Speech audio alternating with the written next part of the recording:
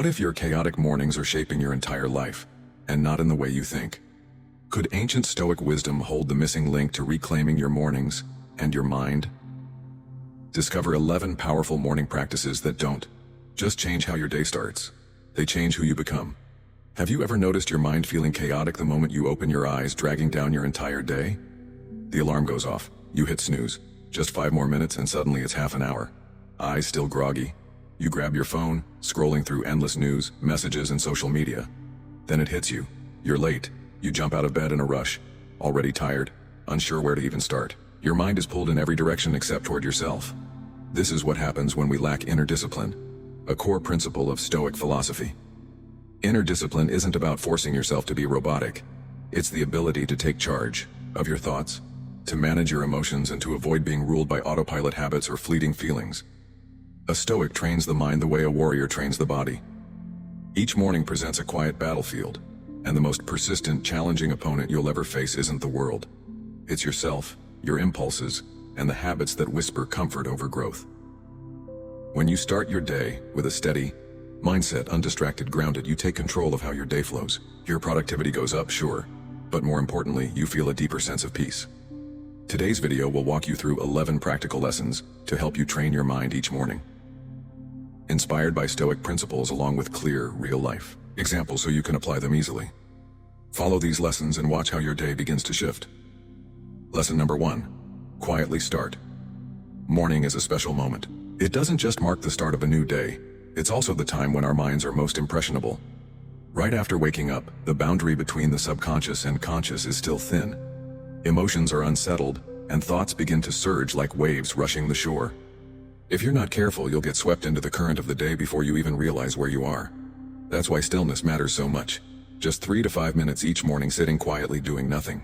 No phone, no talking, no scrolling. Simply being there in your own stillness is how you reset your entire internal operating system. Science shows that this silent moment helps regulate your breathing, shifting your body from the underlying stress of restless sleep into the parasympathetic mode. That is the state of recovery and relaxation. It lowers cortisol levels, calms the nervous system, and most importantly, it lets you start the day awake, aware, and not at the mercy of external chaos. Adam, a tech startup CEO, once shared his simple but highly effective habit. Each morning before opening his laptop, before replying to a single email, he sits in a chair in the corner of his room, closes his eyes, takes 3 deep breaths, and sits in silence for 5 minutes. He doesn't call it meditation. He doesn't use music or an app. It's just a moment to remind himself, I'm alive. I'm in charge of this day, not the world out there. Since building this habit, Adam finds that he no longer reacts impulsively to unexpected news or pressure. He responds rather than reacts. And that's the clear sign of a trained mind. Marcus Aurelius once wrote, "Nowhere can man find a quieter or more untroubled retreat than in his own soul." That line isn't just a philosophy, it's a practical instruction. Instead of chasing peace from the outside world full of noise, news, and demands, the Stoics learned to return inward to the one place they truly had control. Morning stillness isn't a spiritual ritual or a slow living trend. It's a mental strategy. It's how you start the engine of your mind on your own terms instead of letting the world hit the ignition. It's beginning with intention instead of reaction. And it's the foundation for a day lived with discipline, clarity, and self-mastery, just as the Stoics intended. Lesson number 2. Identify the virtue of the day. Every morning when you wake up, the world hasn't changed, but you have a new opportunity to choose how you will live that day. In Stoic philosophy, all external values, money, fame, success can be taken away. The one thing you truly own is virtue. To a Stoic, virtue isn't some abstract concept to display on a shelf. It's a compass for every small action. And to train your mind, you need to put virtue on your desk each morning like a tool to sharpen your will. What is my virtue for today? It's a simple question, but a powerful one. Choose one quality you want to cultivate in your mind. Patience, honesty, courage, or temperance. Just one. But live it fully for the whole day. That way, you won't just know what's right, you'll do what's right, even in the most ordinary situations. Say you choose patience. That day, every challenge involving waiting becomes a training ground. When stuck in traffic, instead of getting frustrated, you remind yourself, this is the patience lesson I chose this morning. You breathe in deeply, exhale slowly, and observe your emotions rather than get swept away by them. You're no longer at the mercy of your surroundings. You're actively training your mind in the middle of a chaotic world. A day like that doesn't go to waste. It's a small but real step forward in becoming a better version of yourself. Identifying your virtue of the day also helps ease the mental clutter many people feel in the morning. When you don't know what to do, you drift through the day on autopilot. Worse, you're led by emotions. But when you have one virtue as your focus, every action gains a clear purpose. It's like an anchor that keeps your mind from being tossed around by news, complaints, or outside distractions. Marcus Aurelius, the Stoic emperor, once wrote in Meditations, "Live as if today were the last day you were granted to live with reason. And if it truly were your last, what would you want your mind to be filled with? Anger, anxiety, envy, or calm courage, quiet honesty, open-hearted compassion? You choose and you train. Every morning, choose one virtue. Practice it. Observe yourself. At night, reflect and acknowledge." That's how a Stoic sharpens the mind like a blade, not in the storm, but in the smallest motions of everyday life. And if you're ready for the next challenge, get ready for a lesson that might change the way you see every obstacle in life, and show you why that's the greatest strength of someone who has learned to master their mind. Lesson number 3. Premeditatio malorum. On the morning before an important meeting, you make coffee, open your laptop, and your mind starts running through all kinds of scenarios. What if I lose connection halfway through?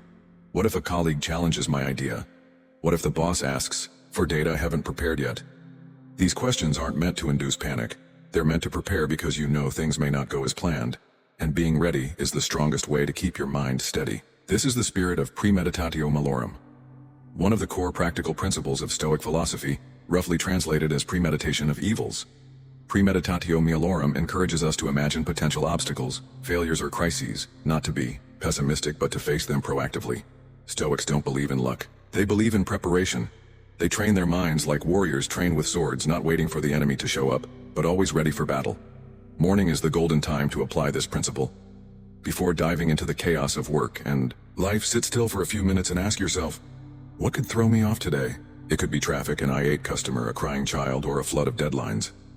By visualizing these things in advance, you strip away their element of surprise. Your mind has already acknowledged them, already told itself, this might happen, and I won't overreact. Modern psychology calls this mental rehearsal. Professional athletes do it every day. They picture themselves falling, trailing in points, or losing narrowly, and they mentally rehearse how to bounce back before ever stepping onto the field. This trains their nervous systems to adapt faster to pressure and stay calmer in real situations. For regular people like you and me, this too is a form of morning strength training. Learning to live with uncertainty, so when it arrives, we don't panic. More importantly, premeditatio malorum doesn't stop at imagining what could go wrong. It drives action. When you picture losing internet during the meeting, you naturally check your connection and set up a backup hotspot. When you anticipate a colleague pushing back, you prepare your arguments more thoroughly. This preparation is mental discipline, the kind that lets you respond with reason instead of instinct and stay in control of the moment. Try applying this principle for the next 7 days. Each morning before anything else, spend 3 minutes imagining that today might not go perfectly. Not to be afraid, but to be ready. And you'll see the more you prepare for what could go wrong, the more resilient you become to whatever actually happens. Lesson number 4. Distinguish between what is controllable and what is not. Every morning, our mind faces a series of choices: to worry about what hasn't happened yet, to get frustrated over what's beyond our control, or to focus on what we can do better today. That single choice shapes whether our day will be one of clarity or of fatigue. One of the core lessons of Stoicism is drawing a clear line between what's within our control and what isn't. This isn't about giving up. It's about protecting your mental energy, maintaining inner stability, especially in those first few hours of the day. When you give your full attention to what you can control, your actions, your thoughts, your reactions, you become proactive. On the other hand, when your mind fixates on what's beyond your power, other people's emotions, judgments, or unknown outcomes, you easily become a victim of circumstance, swept up in forces you can't change. Imagine you're preparing for an important presentation. You can control how thoroughly you craft your content, how many times you rehearse, how steady your voice is, and how presentable your outfit looks. But you can't control how the audience will react, whether someone will criticize you, whether the weather cooperates, or if the projector malfunctions. If your mind circles around those uncontrollable variables, you'll start your day with anxiety instead of calm. Philosopher Epictetus once said, "Make the best use of what is in your power and take the rest as it happens." That's not just advice. It's a compass for living a mentally free life. When you learn to let go of what isn't yours to hold, you're also freeing yourself from pressure, expectation, and fear. Training your mind each morning should begin with this question: what is truly within my control today? It could be the time you wake up, the attitude you choose when facing difficulties, the way you respond to others. Once you master this, you'll notice that you're less shaken by what's happening around you, and your spirit grows stronger, no longer dragged around by external factors. Try this for 1 week.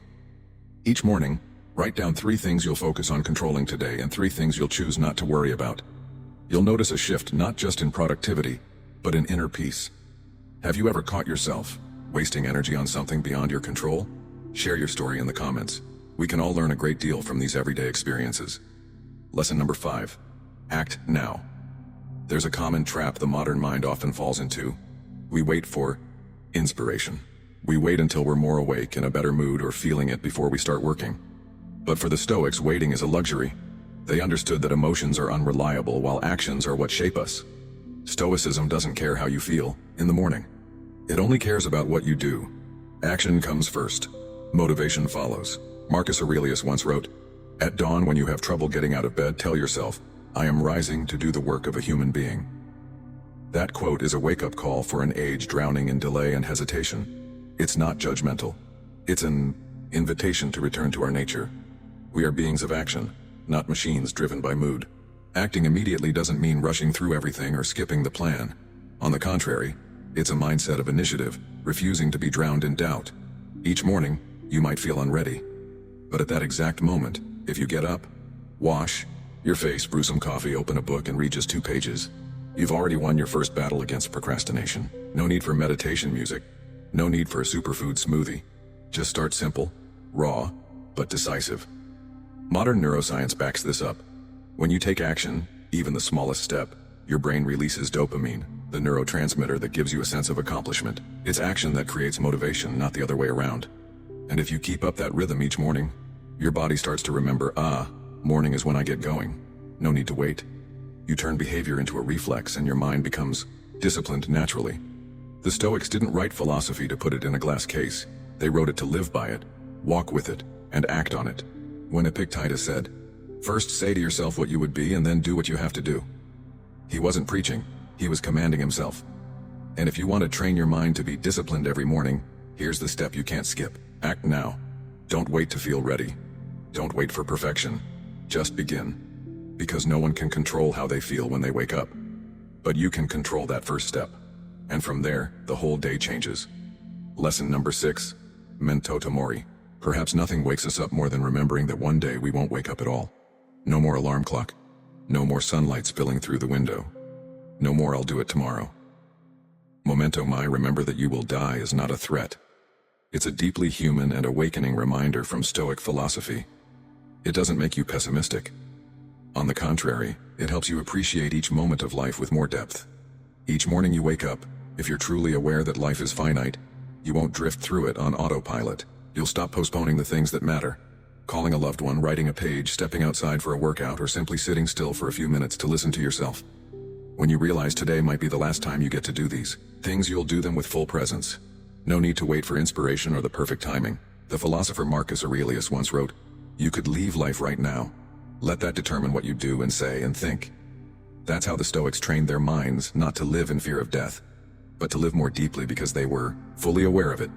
Imagine getting a call from a family member, the one you've been meaning to call back later. In that moment when you're about to put it off again, whisper to yourself, "Memento mori." And you'll find yourself picking up the phone and calling, not out of duty but out of gratitude. I am grateful for still having the chance to connect, to say I love you, and to be present. Applying memento mori in the morning helps you break free from autopilot mode. It pulls you back to what really matters, cutting through the habits that numb your mind. Procrastination, gloom, laziness, wasting time on things that don't count. When you live as if today could be your last, you don't waste the first hour of your day. You use it to live with intention. If you've made it this far, I want to pause for a moment to say thank you. We're halfway through the journey, and the fact that you're still here means you're truly making time for what matters, training your inner world and living with awareness day by day. I deeply appreciate that. Let's move on to lesson number 7. If memento mori helps you wake up to life's fragility, then amorati will be your compass to embrace everything the day brings, good or bad, with intention and love. Don't miss it. Lesson number 7. Amorati. Have you ever asked yourself, why do bad things always seem to happen exactly when you need everything to go smoothly? One morning you wake up ready for a new day and suddenly the air conditioner breaks. It's hot, Time is tight and you start getting irritated, feeling like your whole day is ruined by one small inconvenience. But in that exact moment, if you are someone who practices Stoic philosophy, you wouldn't ask why me. You would learn to say good. This is necessary. The concept of amor fati, which means love of fate, is one of the core pillars of Stoicism. It's not just about accepting what happens. It's about actively loving everything that comes your way, whether good or bad. Because with a disciplined mind, you understand that every event, even the unwelcome ones, is an essential part of the universe's order. And as a rational being, you are capable of something even greater. Turning adversity into fuel for growth. Instead of resisting reality, the practitioner of amorati works with it. When the air conditioner breaks in the morning, you can choose to get angry, complain, and let that negative emotion linger throughout your day. Or you can step outside and let the heat motivate you to walk a few quick laps around the neighborhood. You move your body, breathe deeply, and take in the early light things you probably overlooked in favor of comfort. It didn't go your way, but you didn't over the situation, but over yourself. This is how you train your mind each morning. Not by demanding the world fit your preferences, but by training your mind to stay in harmony with the world. Every small inconvenience, rain, traffic, or a canceled meeting can be a good light test for your mindset. If you pass, you strengthen your inner resilience. If you fail, you get another chance to try again the very next day. Practicing amorati every morning means preparing your mind to face any scenario. Instead of reacting passively, you adjust actively. Instead of asking why me, you smile and say it's me and I'm strong enough to make this useful. Mental discipline isn't about trying to control everything. It's about releasing control over what you cannot change and taking control of how you respond. Amorati is an essential step in that journey. Every morning, remind yourself, whatever comes, I choose to love it and make it part of me. Lesson number 8. Train your body as you train your mind. A strong mind cannot last long in a weakened body. No one understands this better than a Stoic. Training the mind is never separate from training the body. It's not just a mutually supportive relationship. It's a unity. The body and the mind uplift each other, grow together. Every time you force yourself to get up early, lace up your shoes, and start moving, you're sending a clear message. I am in control of myself. You can feel it even in the simplest mornings. Just 15 minutes of jogging or 2 minutes of planking and your body starts releasing endorphins, the happiness hormones that help reduce stress and boost your mood. Steady breaths. Each step on the road, they give you a break from the chaos in your mind and bring you back to the present moment. This is the state the Stoics call being fully present in reason. What's amazing is that after a workout, you don't just feel physically refreshed, you also think more clearly. Petty worries seem smaller. Decisions become easier to make. But this goes beyond just physical benefits. When you commit to exercising, even if it's just a few minutes each day, you are building a core Stoic virtue, discipline. Working out is a form of resistance against laziness, against procrastination. Two of the most dangerous enemies of a mind that wants to grow. Every drop of sweat proves you can do hard things not because you feel like it, but because you know it's the right thing to do. If you want to discipline your mind each day, start by disciplining your body. You don't need to train like an athlete. Just get out of bed, stretch, take a deep breath, and start with small movements. These are your personal good morning gestures, a greeting from someone living with intention. So what about you? How are you training your body each morning? Share your experiences or routines in the comments below. You never know, what you share might just inspire someone else to start their journey of discipline. Lesson number 9. Read and reflect on a Stoic quote. Every morning before diving into the whirlwind of work and responsibilities, I spend exactly 3 minutes reading a few lines from Meditations by Marcus Aurelius. Not much, just 1 or 2 sentences. But then I pause, pick up a pen and write down what it makes me think about. Some days I write about the brevity of time. Other days, it's about anger or staying calm in the midst of chaos. And the strange thing is, those words which seem like ancient philosophy become a source of strength for the rest of my day. That is the power of Stoic philosophy. The teachings of Marcus Aurelius Seneca or Epictetus aren't dogmatic theories. They're mental medicine, short, profound sentences that can shift your mindset, like adjusting the rudder of a ship to keep it from drifting off course in open water. When your mind first wakes up, it's soft, impressionable. If you open your phone and start scrolling through bad news or social media, you're pouring fuel on the fire of anxiety. But if you start your day with a Stoic thought, something like you have power over your mind, not outside events, realize this and you will find strength.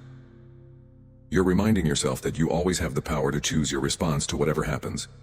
Reading a Stoic quote isn't just reading, it's reflecting. It asks you to pause and connect those words with your own life experience.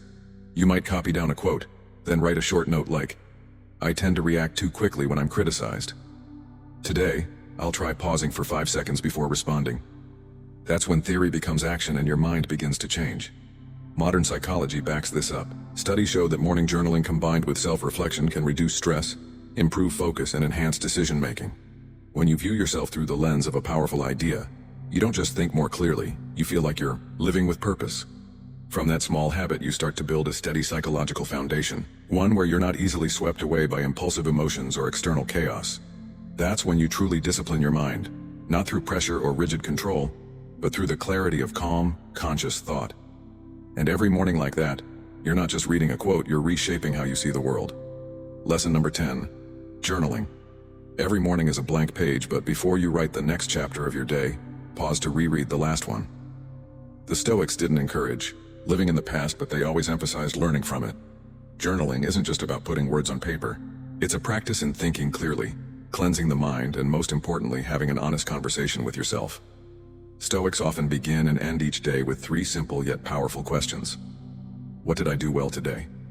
Where did I fall short? And how can I improve tomorrow? This isn't a test, it's a mirror for the soul to see yourself more clearly, not to judge, but to understand and grow. There's no supervisor, no grades, just you, your pen, and your honesty. You don't have to write much. 5 minutes is enough. Choose a fixed time, morning for setting direction or evening for reflection.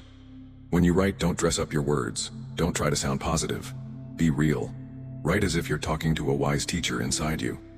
One who doesn't scold, only listens and helps you grow little by little. At first it might feel strange. What should I write? Why am I talking to myself? But after just a few days, you'll start to feel the difference. Journaling is a way to take ownership of your thoughts, recognize your emotions, and keep from being swept up in the rush of life. It pulls you out of autopilot mode. It teaches you to think more slowly, deeply, and to look inward instead of just reacting outward. A successful entrepreneur once shared, "Writing in my journal each night not only helps me sleep better, but makes better decisions the next day." Not because writing is some magical therapy, but because it helps you see clearly what's worth holding on to and what you're better off letting go. If you've never tried it, start today. A notebook, a pen, and 5 minutes of silence. Don't box yourself in with structure. You can write short, long, messy. It doesn't matter as long as it's honest. And if journaling is already part of your life, stay tuned for the next lesson, because what's coming is the key to turning discipline into your most powerful source of energy, gratitude, and forgiveness. Lesson number 11. Practice gratitude and forgiveness. In every journey of training the mind, there is one habit that may seem gentle but holds the deepest power. The practice of gratitude and forgiveness. This is not a hollow emotional gesture. It's a way to cleanse your mind, keep the good, and release the burdens, true to the spirit of someone living by the philosophy of Stoicism. When you practice gratitude, you shift your focus away from lack, anxiety, and dissatisfaction to see what you already have. Not everything is perfect, but there is always something to be thankful for. It could be a roof over your head, a nourishing meal, a loved one by your side, or simply the fact that you're healthy enough to begin a new day. Gratitude calms the nervous system, lowers stress hormones like cortisol, and boosts the release of endorphins, the hormones of joy.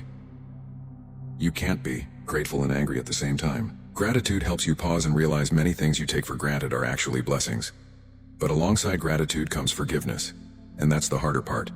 Forgiveness doesn't mean you condone someone's wrongs. It means you refuse to let the hurt continue to control your mind. When you hold on to anger and resentment, you imprison yourself in the very emotions that wounded you. Forgiveness is the act of the strong, the one who chooses freedom from emotional burdens. For a Stoic, the only thing you can truly control is your attitude and your response.